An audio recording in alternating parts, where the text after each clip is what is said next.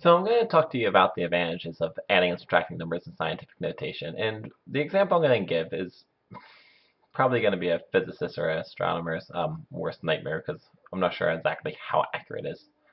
So bear with me. Here's the deal. I'm going to say Earth is this on this little orbit around the sun, and I'm going to say that Mercury um, is this orbit around the sun, and I just Googled some information, and so I'm really hoping that it's all correct. But here's the deal. I found out that Earth is approximately 92,957,100 miles away from the Sun on average, and Mercury is 35,983,610 miles from the Sun. So now if I said, well, at some point in time, Earth and Mercury should be fairly close to each other. And so if I said, well, how close are they? I could just subtract. And when I do that, oops, you're going to see what I can do. I'm gonna do some subtraction here. I'm gonna make that a 9, and oh, actually I don't have to do that. It's gonna be a 0, but that will become a 10 rather. Oh goodness me. That'll be a 9, and that's gonna be a 0, and oh, I may have already made a ordeal out of this already. That's supposed to be a 6, so that'll be a 3, but then that'll have to become an 8, 5, and that'll have to become a 7.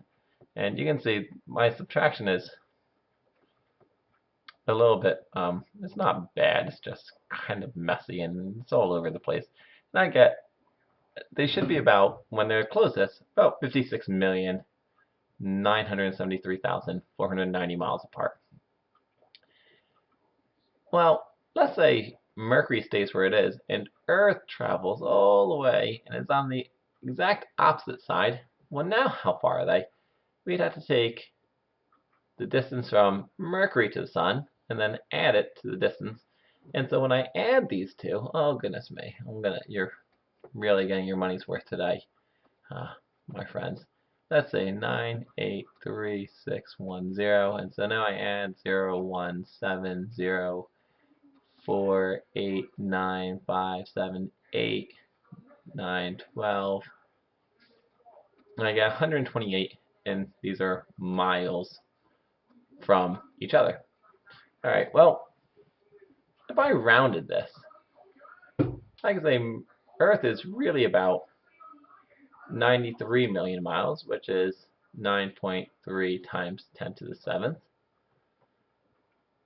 Well, before I even do that, I'm going to say Earth is about 93 million miles from the Sun, and Mercury is about 36 million miles. And when I subtract them, this becomes much easier. 7, and I get 57 million miles. If you look here, my actual value is 56,973,490, so 490. So I am off. But this is 57, and this is 56,973,000. It's almost exactly the same. Well, if I do the same thing over here and I get 93 million,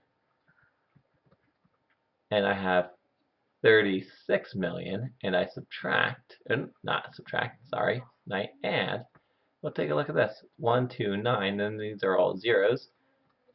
I got 129 million, and this was 128,940,710. So once again, super, super close. Here's what I want you to know, and I'm going to erase my beautiful, but probably horribly inaccurate diagram. If I had done this in scientific notation, here's all you need to know. 93 million is really 9.3 times 10 to the 7th, minus 3.6 times 10 to the 7th. Because they're both 10 to the 7th, you can just subtract them.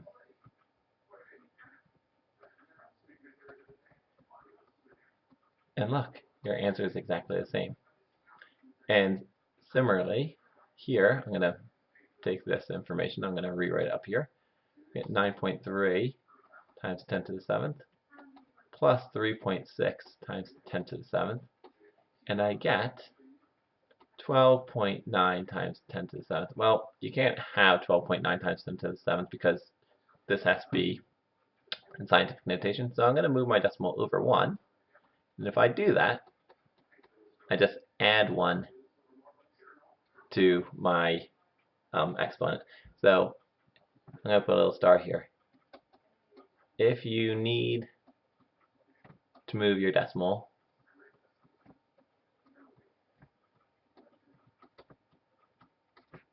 left, you must add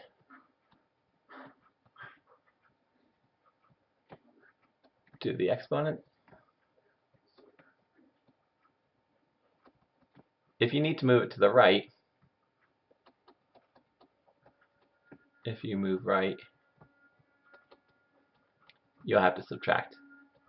Uh-oh, running out of room. Alright. Anyway, so that's the idea. So my point is this, and here's the key thing. If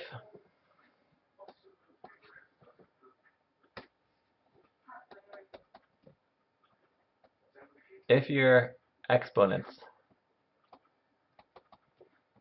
are the same, you may add or subtract. Keep the exponent. 2.15 times 10 to the 6 plus 3.22 times 10 to the 6 becomes 735 times 10 to the 6. 3.22 times 10 to the 6 minus 2.15 times 10 to the 6 becomes